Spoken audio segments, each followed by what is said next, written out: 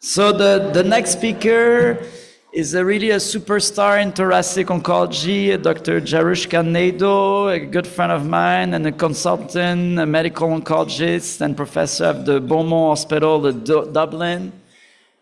She is amazing, but besides being amazing, she's also part of most of the guidelines from ASCO, ESMO, and SITC. She has published extensively on immune-related toxicity, and also enrolls a lot of patients in multiple IO trial in lung cancer. Too bad she cannot be with us today, but we are very eager to hear your presentation, Jarushka. Thank you very much. Thank you, Bertrand, and apologies, everybody. It sounds like a warm audience for a cold place, but I'm so sorry that I couldn't be there with you today, but hopefully I will be able to enlighten you on an area close to my heart on immunotherapy toxicities, focused first on Please give us a moment. We're having a little technical difficulties. We cannot hear you yet. Oh, can you hear me now? Can you hear me now?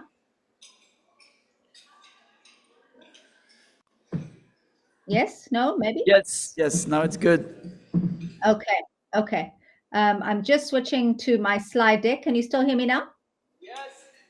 Okay, perfect. Okay, so today I'm going to talk about lung toxicity and focus specifically on immunotherapy toxicities, and of course, happy to take questions at the end.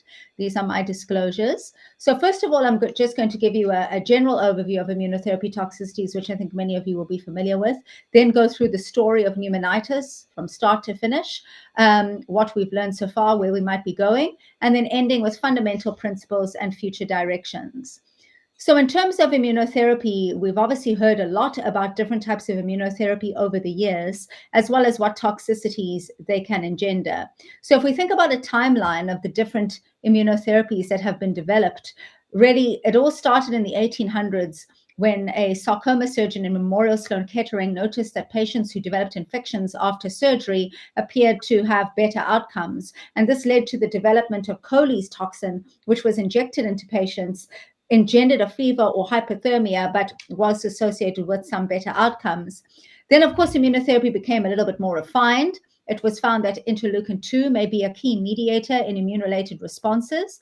But then, of course, the yin and yang of this, as systemic IL-2 was given, mainly for melanoma and kidney cancer, we noticed that patients got a very large capillary leak syndrome that led to many patients needing to be treated in the ICU.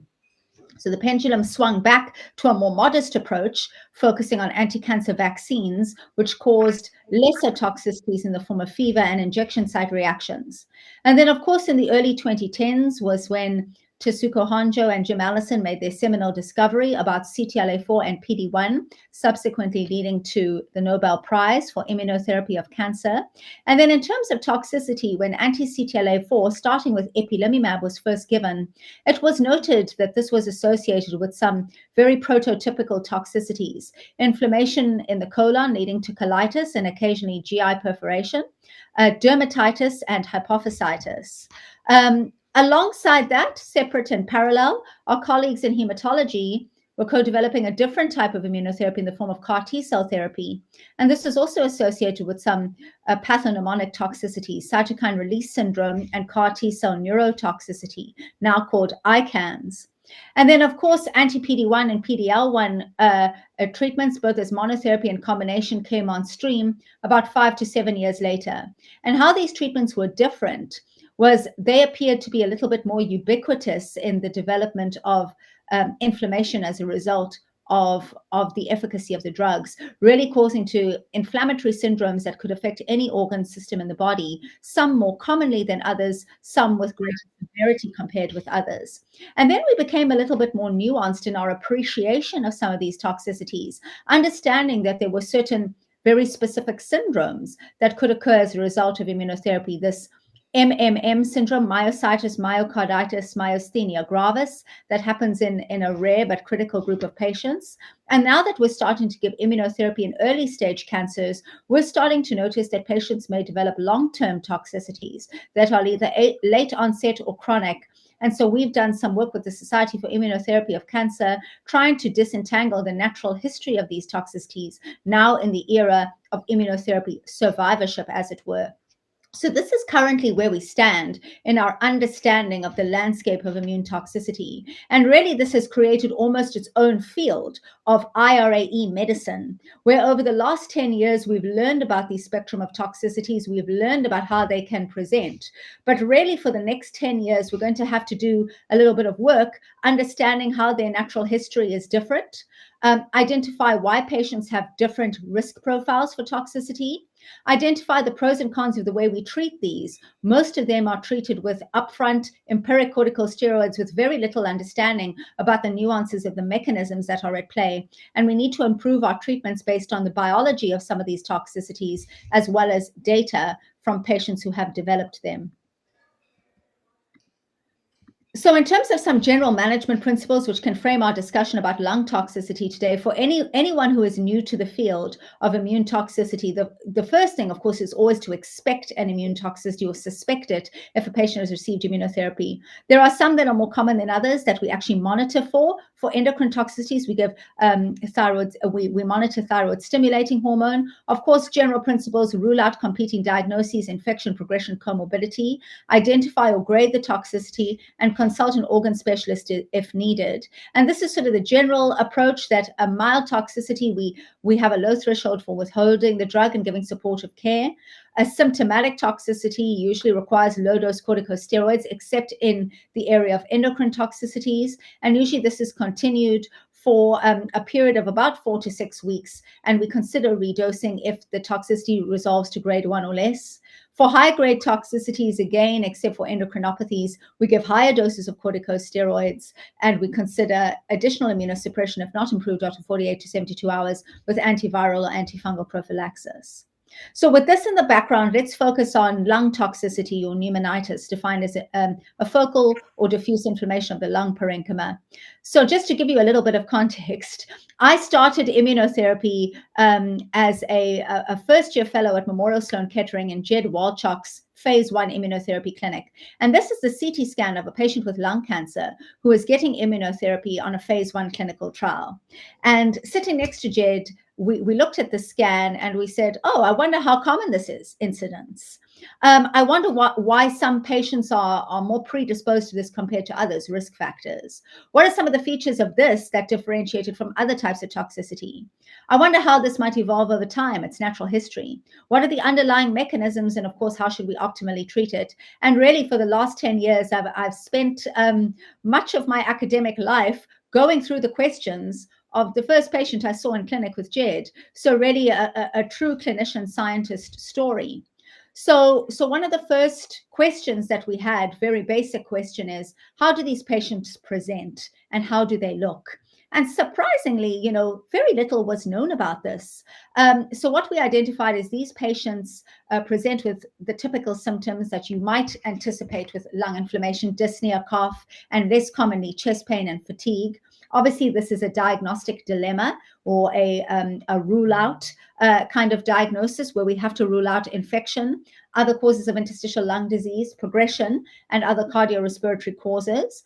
And this was the very first paper that we published, which ended up being featured in Best of JCO, second most highly cited paper in the JCO in 2017, which just shows the real hunger from the clinical community to understand what this looks like. So this was a large retrospective series of all patients treated with immunotherapy at the time as part of clinical trials at Memorial Sloan Kettering and the Melanoma Institute of Australia. And essentially, we see here that we pooled the cases in over 700 patients with lung cancer and melanoma treated with immunotherapy. What were some of the seminal things that we found? So in the first bar graph here, we see that the majority of cases, thankfully, were low grade in nature. 40% and 33% grade 1 and grade 2. But an important proportion were very symptomatic: 23% grade 3, 2% and 2% grade 4 and grade 5. And we saw that this occurred across both monotherapy and combinations. Interestingly, what we saw was variable time to onset, that a patient could develop pneumonitis anywhere from 9 days to 19.2 months after the first dose of immunotherapy. which is obviously very distinct from typical side effects that we associate with chemotherapy or targeted therapy, which is directly related to the timing of the treatment. And then probably the most useful on the right-hand side is we did a deep dive into the radiographic features of all of these patients. And we were able to identify 5 different radiographic subtypes of pneumonitis. A more organizing pneumonia type at the top, which was more common in patients with lung cancer and associated with poorer outcomes or the need for additional immunosuppression. And then the other types, ground glass opacification is more common in patients with melanoma and other solid tumors, an interstitial type, a hypersensitivity pneumonitis, and then a grab bag, which we called pneumonitis not otherwise specified, which had features of all the different radiographic subtypes. In terms of incidence, as I said before, our report showed overall that the incidence was around 5 to 10%, but actually in more recent experiences, both from clinical trials, large database experiences, real-world data shows that this may be up to 19% of patients, and again, an enrichment in those who have lung cancer. In larger meta-analyses, it has been questioned if there is a synergy between immunotherapy and chemotherapy and how giving chemotherapy concurrently affects pneumonitis risk. And essentially what you see here is when you give it with chemotherapy, the incidence of immune-related pneumonitis does appear to be higher, and it increases the risk of all grade and high-grade pneumonitis. In terms of the timing of onset, as I mentioned before, this is a critical learning piece here, that really immunotherapy causing pneumonitis can occur any time in a patient's clinical course. And I have seen patients, particularly treated with combination therapy, that may develop pneumonitis actually on the same day of their infusion. This is some of the data with respect to the radiographic subtypes. So we did an initial deep dive on those patients from the 2 institutions, and this has subsequently been validated by formal radiographic criteria, the Fleischner criteria, which have now separated these into more specific radiologic terminology: NSIP type, non-specific interstitial pneumonia, which is characterized by ground glass opacities, reticular opacities with or without areas of consolidation. As we said, the organizing pneumonia subtype, which is multifocal with alveolar opacities and what's called the reverse halo sign. We have the hypersensitivity type, which is small with central lobular nodules and areas of decreased attenuation or vascularity. And then you have this very fulminant type called the DAD, or diffuse alveolar damage subtypes, where there's extensive bilateral GGOs, S-base consolidation, and volume loss that rapidly progresses into an organizing or a fibrotic phase.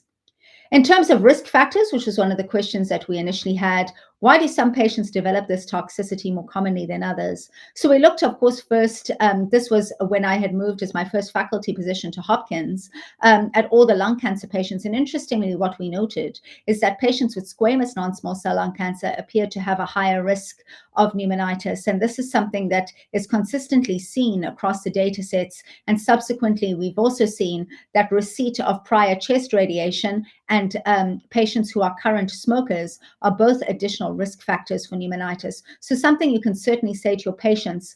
There was a big push the time of when immunotherapy was first coming online for lung cancer, where it was known that patients who smoked had a higher incidence of response to treatment. And people used to sort of laugh under their breath and say, well, I'm encouraging my patient to smoke now. But I think the alternative discussion here is that this may lead to a higher risk of toxicity.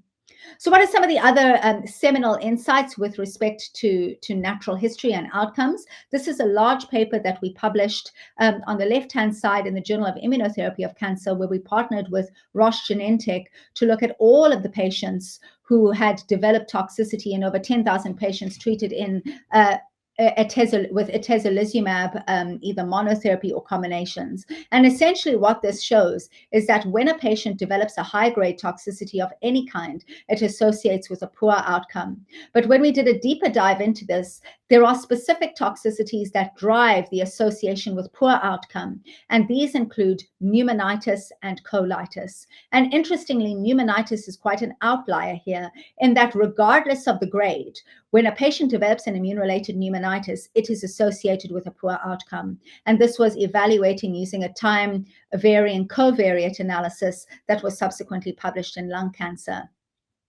So what are some of the unique features of pneumonitis now that we can sort of delve into from here?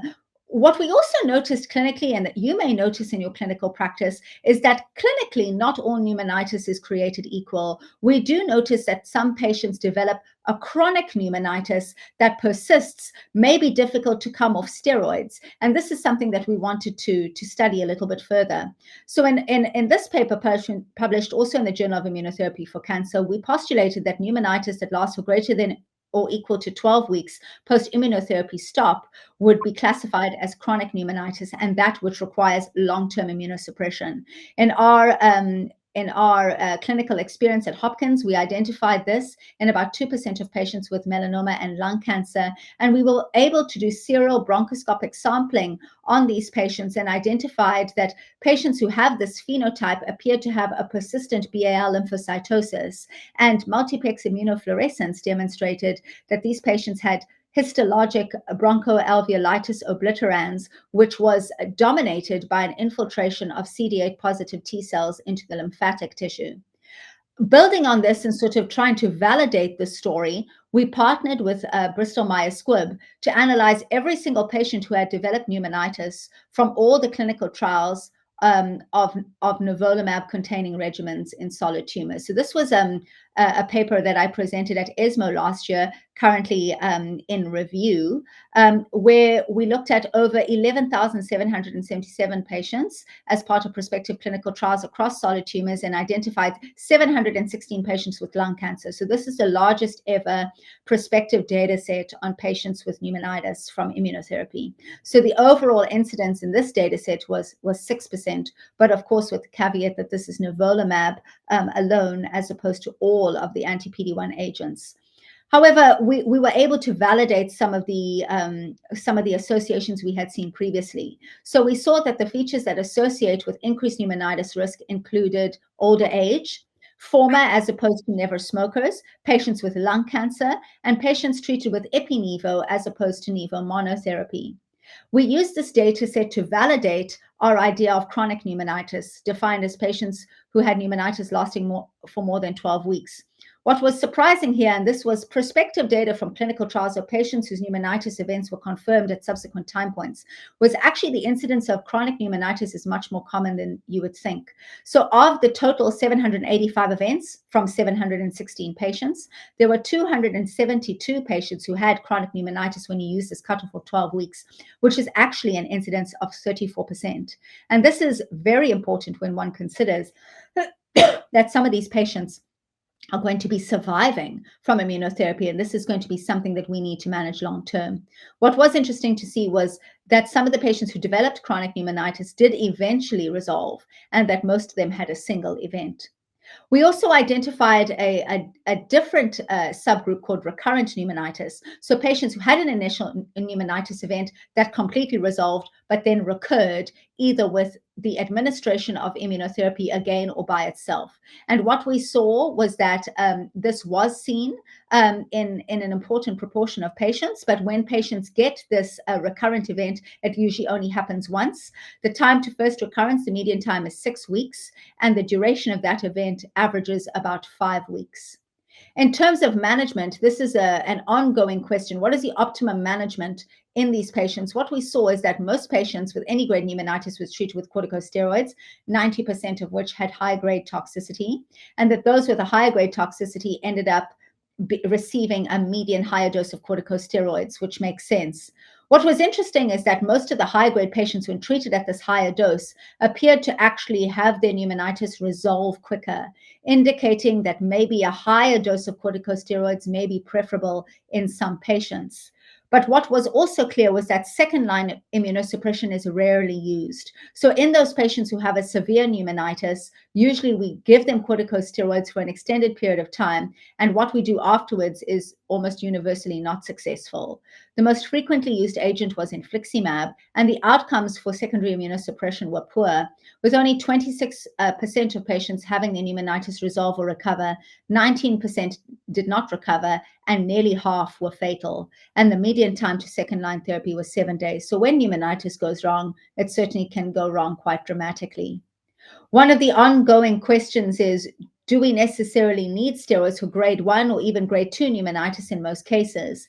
In grade 2 pneumonitis, we see that most patients were treated with corticosteroids and most patients had a good outcome. So certainly corticosteroids for grade 2, very important. Interestingly, for grade 1, we saw that the majority of patients were not treated with corticosteroids and actually their pneumonitis did not worsen, indicating that perhaps for grade 1 cases, corticosteroids may not impact the natural history of this pneumonitis. We've also done some work on the mechanisms of this toxicity. So this was a paper that we published again from the Hopkins group, where patients who had pneumonitis were evaluated bronchoscopically with bronchoscopy and BAL lavage. And in controls, we did this in patients with early stage cancer receiving neoadjuvant immunotherapy alone as part of a clinical trial. And we evaluated these samples using cell differential flow cytometry and cytokine analyses. And what we saw, similar to the chronic pneumonitis story, was pneumonitis in general appears to be a lymphocyte-driven process, with the majority of patients having an increase in lymphocytes in the bronchoalveolar lavage fluid.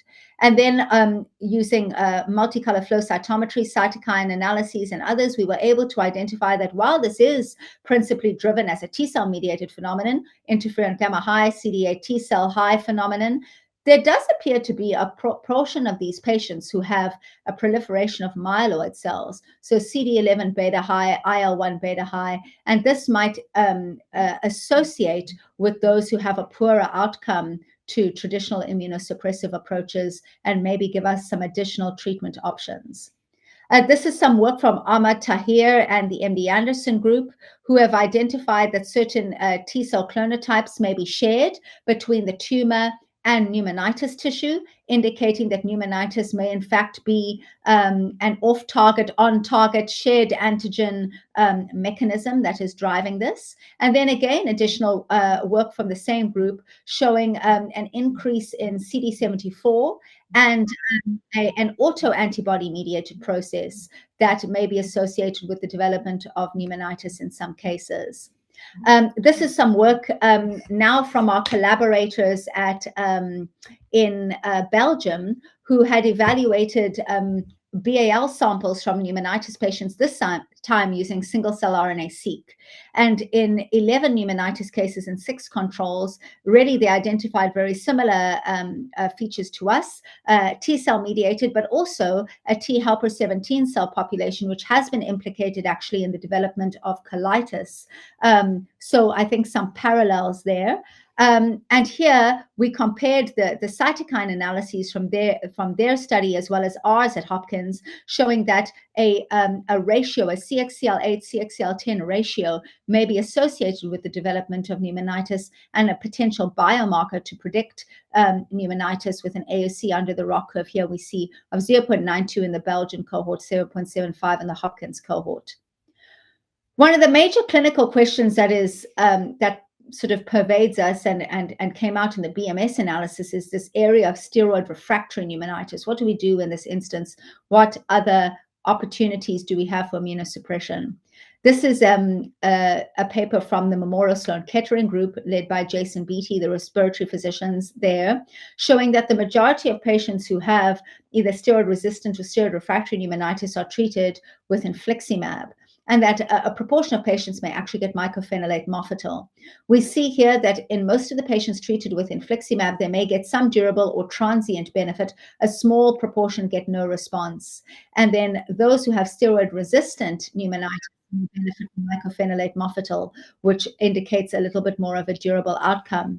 At Hopkins, in acute situations, we also attempted to give IVIG and showed that in a small series of patients, some of these patients were able to come off ventilators, as this was an immunomodulatory approach rather than a profound immunosuppressive approach, which is sometimes seen with infliximab, with several patients having poor outcomes related to depth of immunosuppression and superinfection. And from there, we wrote a randomized clinical trial trying to understand the benefits of either infliximab or IVIG. So this was the trial that I wrote for ECOG Akron of patients with steroid refractory pneumonitis, randomizing them to either infliximab or IVIG with a primary endpoint of an improvement in the PF ratio and ABG. Unfortunately, I opened this exactly 2 months before COVID hit, and all bronchoscopies and all aerosolized procedures were stopped. So unfortunately, this clinical trial did not accrue, but we have new adaptations of the trial going forward. There are newer, of course, diagnostics that are important to discuss, and we have also done some work in using plasma proteomics for its ability to predict immune-related toxicity, as well as artificial intelligence and quantitative radiomics. The radiomics analysis is probably furthest in development, and this again was done in partnership with pharmaceutical partner AstraZeneca. I was very pleased to be the principal investigator at Hopkins of the Pacific trial, in which patients received 1 year of immunotherapy after definitive chemoradiation for stage 3 lung cancer. And in this population, we were able to identify certain features from a radiology perspective that associated with symptomatic pneumonitis. So in this AI radiomics model, we integrated specific features of lung imaging within the lung parenchyma, lung vessel segmentation, specific CT attributes, and the clinical demographics that had been associated with risk of pneumonitis. So this was integrated into a quantitative radiomics model and shown to have a predictive capability for pneumonitis of 0.78. And these are some of the clinical parameters that were used in the model, including Asian race, neutrophil count, reticulation volume, and a higher stage disease, which already had been independently associated with risk of pneumonitis. So really integrating this all into the fundamental principles of immune toxicity, what I think we can learn from pneumonitis as a base case is fundamental principle 1 is that immune toxicity can occur at any time. Most of them occur within the first 3 months, but some, like pneumonitis, are very variable. And we must always tell patients that immunotherapy can cause toxicity maybe months after they start immunotherapy, may happen after they've discontinued immunotherapy. Onset is earlier with combinations, and some may become chronic. I think the principle is that not all immune-related adverse events are created equal with respect to their natural history. And we published with SITC these comprehensive terminology that are now finding their way into the standard guidelines of how we should classify toxicity with respect to when they occur: recurrent, delayed onset, chronic, multi-system, and then with respect to steroids, steroid unresponsive, resistant, or dependent. We also need to be aware that some toxicities are multi-system. Some toxicities go together, as we mentioned, the MMM syndrome. But an important aspect to also explain to patients is that for some toxicities, these may actually be associated with good outcome, particularly the low-grade toxicities such as thyroid dysfunction, skin toxicity. We see here a paper that we published in JAMA Oncology a few years ago, showing that for low-grade toxicities, with every incremental toxicity that occurs, this is actually associated with an incremental benefit in progression-free and overall survival, and this is correcting for immortal time bias. The next phase, I think, for immune-related toxicity is for us to be able to do prospective clinical trials to answer the challenging questions of our field. So the first challenge, I think, with these clinical trials is to be able to square the circle of the variety of the different toxicities that can occur. This is an NCI study being led by Elad Sharon, evaluating the safety of immunotherapy in those who have autoimmune conditions. And here we see he has different cohorts of autoimmune conditions in which patients are getting immunotherapy, and they're comprehensively assessed for their toxicities by a multidisciplinary team of experts. Unfortunately, with this, as with many of the other toxicity trials, it has been slow to accrue. I think with the IRAE trials, they're usually dynamic and interesting, but they can have several challenges. The other is rarity. Of course, my ECOG Akron trial, slow to accrue because of rarity of the phenomenon. The other area which I think is very important, and I've sort of mentioned before, is this area of immunotherapy survivorship, that as patients are surviving from immunotherapy, whether they have stage 4 disease, early stage disease, we need to understand the proportion of patients that develop long-term toxicities and care for their needs. This is, of course, the practice-changing Checkmate 067 study in melanoma, which ushered in a new era of ipi-nivo for patients with first-line melanoma. But what we see here is that 60% of these patients get high-grade toxicity, 96% get some toxicity.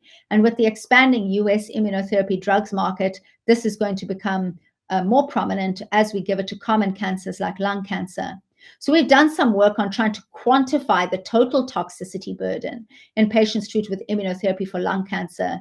This is a paper that we published with the Hopkins group showing that in 300 patients who were classified as survivors, that about half of them experienced at least one immune-related adverse event. 20 had multiple immune-related adverse events at the time of survivorship, of surviving more than a year, and up to a third of them required ongoing IRAE management. So certainly the burden on the healthcare system for this group of patients is significant and likely to grow.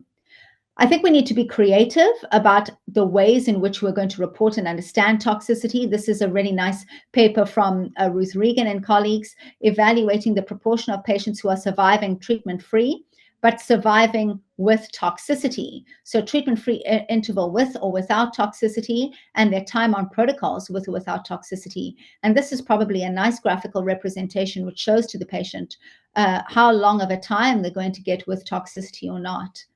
This is, of course, increasingly important in the era of early stage cancers receiving immunotherapy. And this is a reality for patients with melanoma, lung cancer, and MSI high colon cancer, in which we see great responses to immunotherapy. But one of the important things to note is this is our practice-changing study in lung cancer of perioperative chemoimmunotherapy, is that 26% of patients had an immune toxicity, 37% of which were ongoing at the time of data cutoff. But the sponsors of the clinical trials do not collect toxicity data beyond 90 days of completion of the clinical trial. So largely the long-term toxicity data of immunotherapy in early stage disease is unknown when we look at the clinical trials.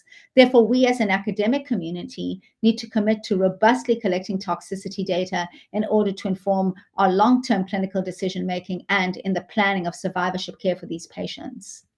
So with that, immunotherapy is now approved in more than 60 indications and is a backbone of therapy. Lung cancer and pneumonitis, I think, are a very good background to understand the clinical fundamentals of immune toxicity, which are common, which are rare. The fact that there are different subtypes, they're not all created equal, they all have different mechanisms. These mechanisms, I think, exhibit a range and are emerging in our understanding. It'll be our challenge to be able to understand them so that we can refine how we treat these toxicities and to do them by generating high quality evidence such as clinical trials. And future directions, I think one of the areas we need to focus on is the immunotherapy survivors, the patients with early stage cancers, and the long-term effects, which I think will require collaboration. So with that, I'd like to thank you for your attention, and I'm happy to take questions.